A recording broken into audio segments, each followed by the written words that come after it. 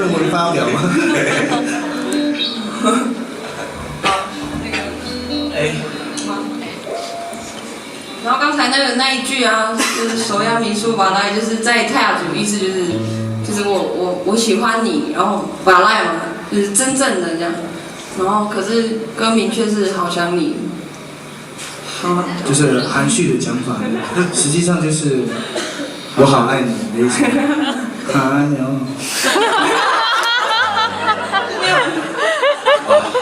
两位，好了，怎样？我觉得我站错位置。干嘛吃醋？好，接下来这首歌，很久没有唱了，换别人介绍一下，都是我介绍这首歌。因为心意，我们掌声欢迎我们的团长为我们介绍这首歌，好不好？沈焕哥，他的话都跟他的头发一样多。蛮多。这首歌是写给妈妈的歌。谁的妈妈？是阿迪亚写给他的妈妈。大家的妈妈。大家的妈妈。她叫妈妈的眼睛，可以说是妈妈的眼睛像天上的星星一样，看着我。啊，结婚后有话多一点。我话已经多了，蛮多。有。但是还是很慢。跟上次比起来差蛮多的。他结婚之前都谨言慎行，结婚之后就还是谨言慎行。那这首歌就是妈妈的眼睛。好，给妈妈的歌。因为我们没有大字报哦，就是主要是说写给我妈妈的歌，希望她不要那么辛苦这样。这首歌叫《妈妈的眼睛》，谢谢。也很久没唱了，唱一下。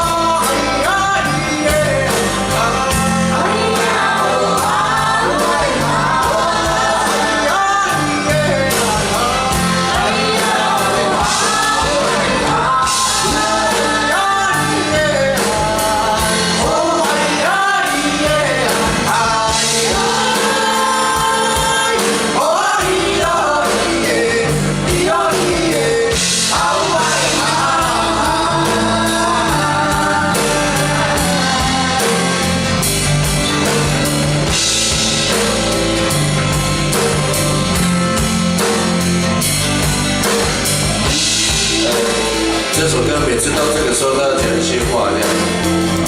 然后刚刚所唱的都是阿美族的话，就是说一个人在外面看到星星，好像看到妈妈的眼睛，就会想到在故乡的妈妈这样。